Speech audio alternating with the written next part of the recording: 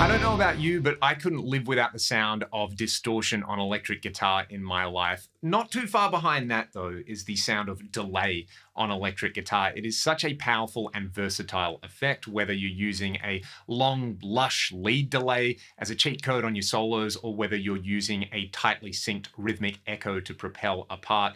I personally can't get enough of delay. I've even got a series on this channel called How I Dial in Delay. Let's consider this video part of it, but really this is how I dial in dual delays. Before we get into it though, I'm playing my Les Paul Custom into my Axe-Fx 3. If you don't have an Axe-Fx 3 or a fractal unit, you should be able to apply a lot of these ideas to whatever delay unit, modeler, or plugin you are using. I really hope this inspires you to play around with some different dual delay tones, but before we do, I'm using the JCM 800-2203 model in the Axe-Fx with my free cab IR. If you want the IR, it is in the video description. Les Paul Custom, Marshall, Mean.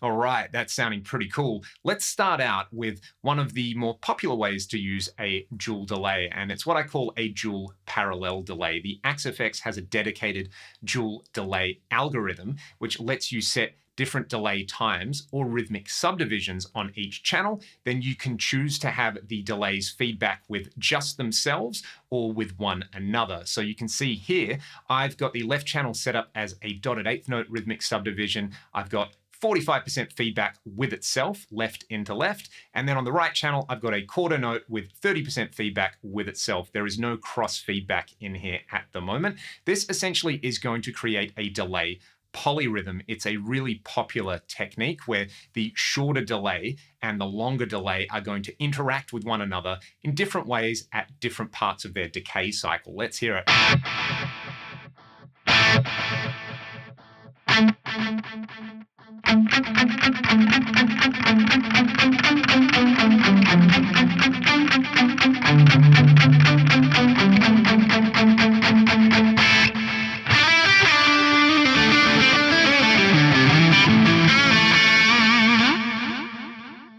It's adding space and it's adding some energy to the parts in there. Those two particular subdivisions as well give us a cool 3 against 4 feel. You could hear those echoes in there, kind of doing this.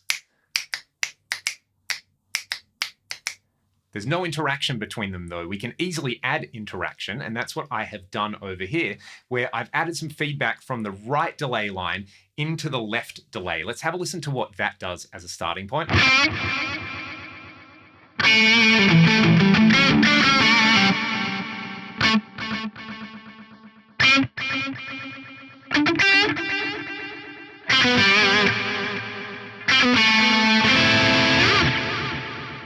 That as a starting point is interesting. We can hear that one channel is just repeating as a single delay, but now we've got these stacked interacting delays on the other channel. I could take this further by adding cross feedback now from the left to the right channel. You can see that I've got these complementary values in here. This is going to really fill out the stereo spectrum on here and almost create a faux reverb style effect.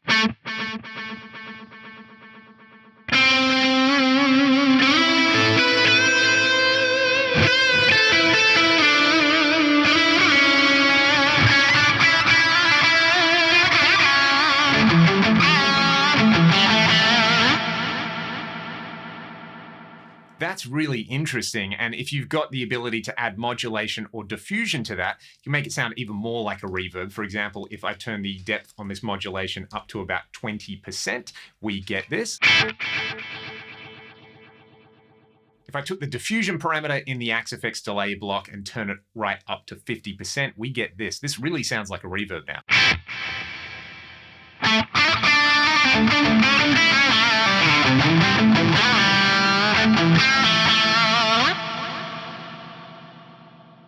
I I really like the way that fills in the stereo spectrum, and that can be great if you're playing lead guitar and you really want a big pad style sound, or you're playing ambient tones with reverb and other modulation or time-based style effects on there. One thing that I did notice with certain dual delay units that I was never really able to recreate using the settings I had before were what I'm going to call a two-tap delay, where we heard the first dual delay has a polyrhythm happening. A two-tap delay is more like a ping-pong style echo, just with the ping and the pong having a different ratio. So played around with the delay a little bit in this, and this is what I came up with. This is basically the way a multi-head tape echo would work, where you're going to have a record head and then two separate playback heads at different distances. But when you add feedback in there, you're adding it back into the record head. So with that in mind, that makes no sense. Just try these settings. I've still got the dotted eighth note and the quarter note delay over here, but I am feeding back the longer delay with itself and also feeding that longer delay into the shorter delay. But the shorter delay has no self-feedback or no cross-feedback on there. Let's have a listen to what this does. This is so similar to the dual parallel delay, but you'll hear the difference side by side.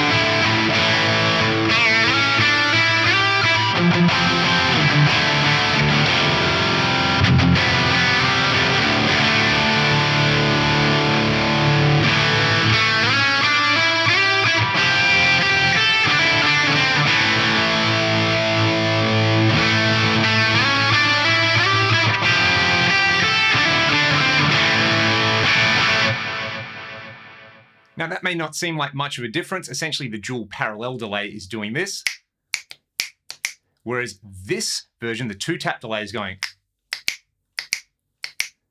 They never line up together. That's the main thing. And in that regard, it almost keeps the stereo spectrum a little bit cleaner, and it keeps the delays out of the way of your center panned guitar on there.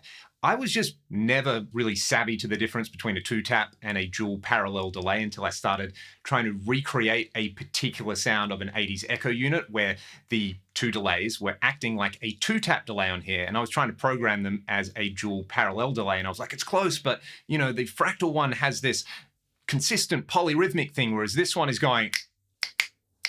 And really all I needed to do was set it up like this, where the shorter delay doesn't have any self-feedback or cross-feedback. So if you take anything away from this video, hopefully you now know the difference between a two-tap delay and a true dual parallel delay. That means that a ping-pong delay is just a two-tap delay where the ratio on here, if I come all the way over to this one, is set up to be 2:1. Look at that. I've got a 400 millisecond delay, an 800 millisecond delay. The master feedback's at 40 again. I've got feedback from the right delay, the long delay, back to the shorter delay, and feedback to the right delay with itself. This just creates a ping pong effect.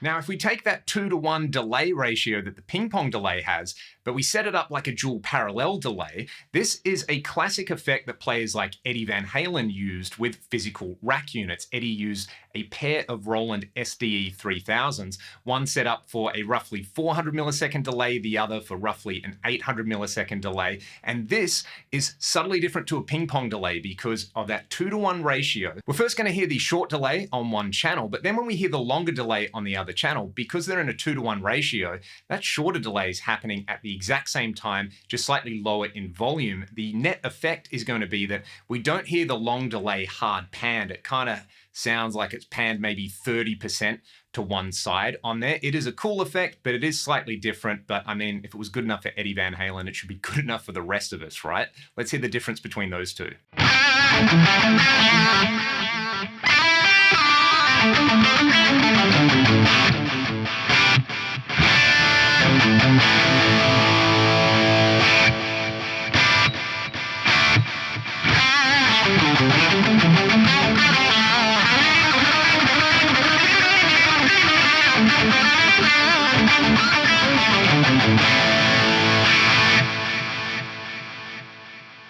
Now, of course, that was doing it the hard way to set up a ping-pong delay. Any modern multi-effects, modeler, or delay plugin will have a dedicated ping-pong mode. For example, here's the ping-pong in the Axe FX.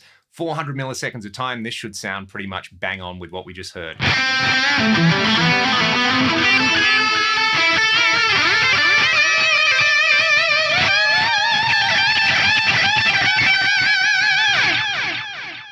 I should also note that I have overemphasized the volume on all of this, so it's really clear what the delays are doing, and so you can hear them. I would probably run the delay mix a little bit lower if I was playing lead delay, or I'd use some advanced features like the ducker or some filtering and EQ on the delay to get them to sit around a distorted guitar.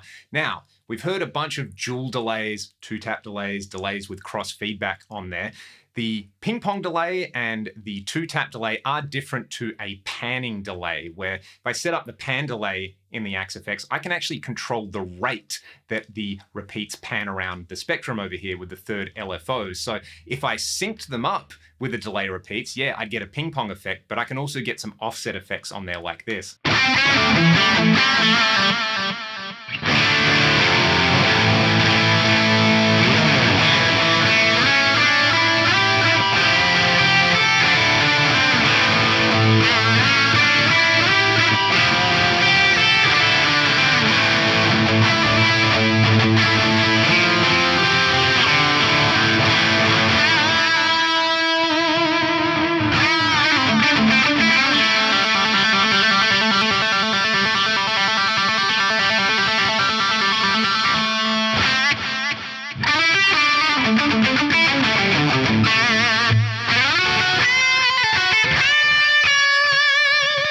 One last little trick that you might want to try if you've got these controls, the dual delay and the Axe FX has them, is playing around with the phase of the feedback. So if you're using negative values for the phase, what's going to happen is each time a repeat feeds back, the phase is going to be flipped. And this can be a great way to further enhance the spatial aspect of a delay with cross feedback. Let's check this one out. I've got a cleaner amp now.